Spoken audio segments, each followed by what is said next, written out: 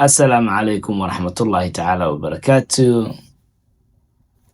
waa odagii cidda oo oynaya barooranaya iyo waa xaaskii oo basementiga taalo oo la daldalay. su-aasha waxay tahay ma ayada isdaldashay ama waa arrin qarsoon oo laga soo shaqeeyey. qisadan waxay ka dhacday Michigan, waana qisadii Amy iyo Jimmy Allen. habeenada ka mid ah adi markay ahayd 8:00 Jimmy ayaa wuxuu wacay askarta wuxuuna ku dhahay xaaskayga basementiga ay taalaa mana neefsanayso. marka dispatchka wuxuu dhahay CPR sii samey intay kaaga imaanayaan askarta iyo ambulasta. CPR-kii uu sii sameeyey. markaan la hadlaayo wax adiga oo hin ama murugo iyo qayle ama ma aragtay qof markaa qalqalay muusan ahayn. askartii ayaa markay askarigu meesha imaado the police officer oo is magacaabay ayaa wuxuu bilaabay inuu baroorto oo qayliyo oo murug iyo wax muujiyo. askartii meeshii isla markii waxa kula kulmeen EMT-ga waxay u wareegeen gabadhii Amy ay u wareegeen inay CPR ku sameeyaan. asagina askartii ayaa su'aalo inay weydiiyaan ay banaanka wala soo baxeen waxayna weydiinayaan war maxaa dhacay. wuxuu uga sheekeynayay maalintoodii say u dhacday. wuxuu ku dhahay asagana subaxii shaqo aaday 6 saac ka imaaday shaqada. 6 saac markuu shaqada ka imaaday uu iska seexday. Amy gabadha hataa gabar ay dhaleen oo iskuulka ka soo qaaday.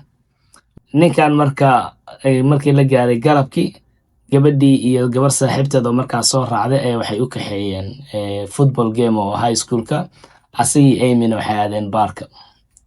mid bay aadeen haddana way ka tageen mid kale ay aadeen drinkskii wixii iska samaysteen. meeshii ayaa ismaandaaf ka dhacay. markuu ismaandaaf ka dhacay Amy way soo lugaysay asagana gaarigiisu soo qatay guriga u imaaday.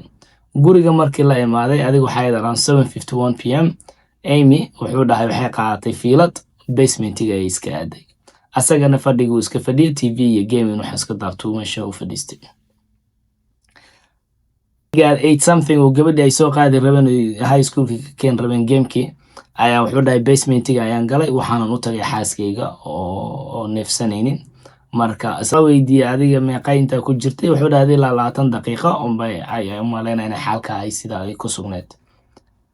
ayakii hadlaya ayaa waxaa soo baxay EMT-gii ayaa basementiga ka soo baxay kor u imaad wuxuu dhahay way neefsanayso maxaa dhihi jiray wadnaheeda xoogaa u shaqeynaya. markuu maqlay intuu naxay wuxuu dhahay sidee ku dhacday. expectationkii uu ka lahaa maba ahayn inay neefsato waxa u ekaa qof waxa lug leh oo kale say ku dhici kartaa ma dhici karto uu dhahay. askartii shaki ayaa galay laakiin may dareensiinin. then gabadhiisuu dhahay imaaw guriga hooyadiisii u wacay imaada uu dhahay. askartii waxay bilaabeen inay gabadhiisa su'aalo weydiiyaan ay dhahaan aabbaha iyo hooyada ma arrin baa ka dhaxayso dagaal iyo wax maa jira maya way isku fiicnaayeen isma dagaalaan waa dad degan ay dhahdeen. bal hooyada ka waran xaalkeeda ayuu dhahay askariga. waxay dhahdeen hooyo dabeecadeeda waxa way qof iska aamusan ha yeeshee stress iyo waxaasna maysan lahayn. askarigii way iska baxeen waxay Amy waxaa loo qaaday isbitaalka.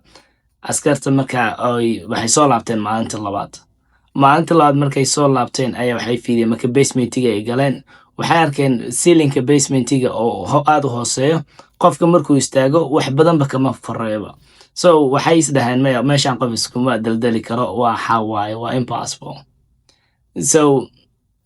Amy isbitaalkii markii la geeyey 3 beri ayay taalay familkeeda waxay go'aansadeen life supportka inay ka qaadaan oo sidii ay ku geeriyootay. sheekada waxay isku bedeshay homicide. askartii asagii haddana su'aalo la sii yeesheen niyo maxaa dhacay. sheekada waxay isku bedeshay homicide. askartii asagii haddana su'aalo la sii yeesheen niyo maxaa dhacay.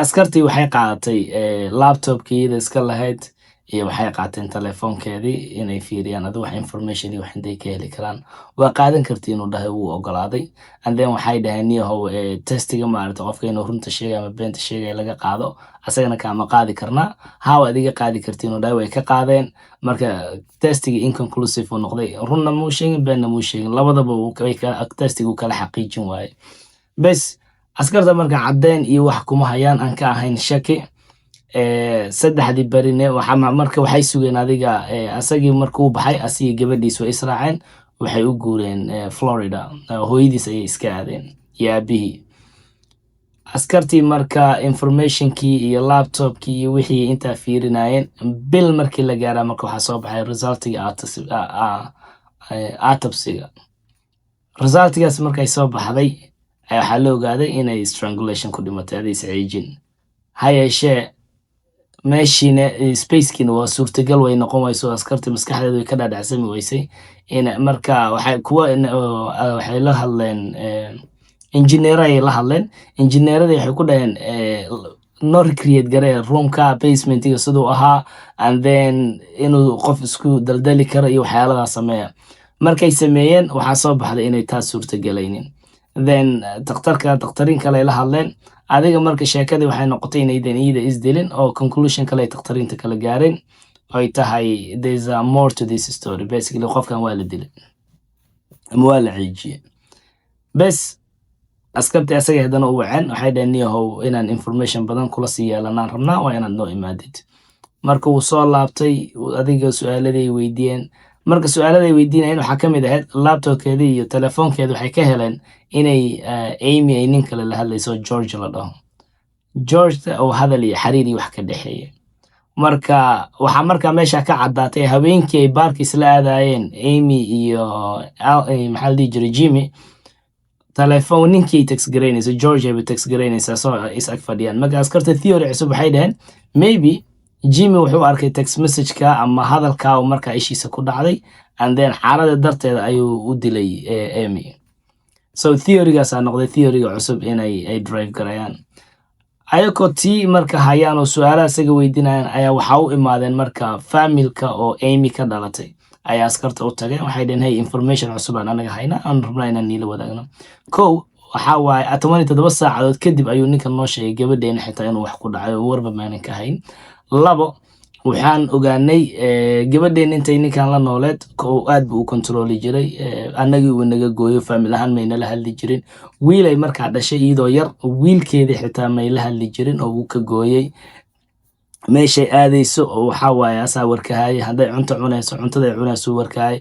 soo adiga nolosheeda dhan waxa waaye uu la socdo telefoon ahaan kula socday uu track-garaynay marka wax kasta oo nolosheeda ka dhacayo sida ogeed waxay dhaheen ninkan gabadheena waxa waaye controlling weyn ku hayay asagii marka askartii markay weydiinayeen warniyow bal inoo sheeg dynamic-giina noloshiina wuxuu dhahay markaan maqnaa oon aaday Florida reflection aan sameeyay waxaan ogaaday inay lonely ahayd inay isolated ahayd inay dadka ka dhaxbaxsaneed inay asxaabta dhexgalaynin marka askarta waxay isku qabteen marka familkeeda oo dhaheen dadkii uu ka saaray asagoo leeyahay lonely ay noqotay oo dadkii ka dhaxbaxday isolated ay noqotay labadii one isku geeyeen waxay dhaheen oh yeah maybe wixii familka sheegay waa sax and then waxay dhaheen inay xiriir leedahay ma ogtahay ma ogi uu dhahay uu inkiray marka waa la tusay cadeemada wuxuu dhahay information kan waa wax ugu cusub ha yeeshee aniga naftirkeyba xiriiran ma lahaa markii guurkeenu cusbaa mar kamid ah ayaan aniga xiriir hore usoo lahaa bes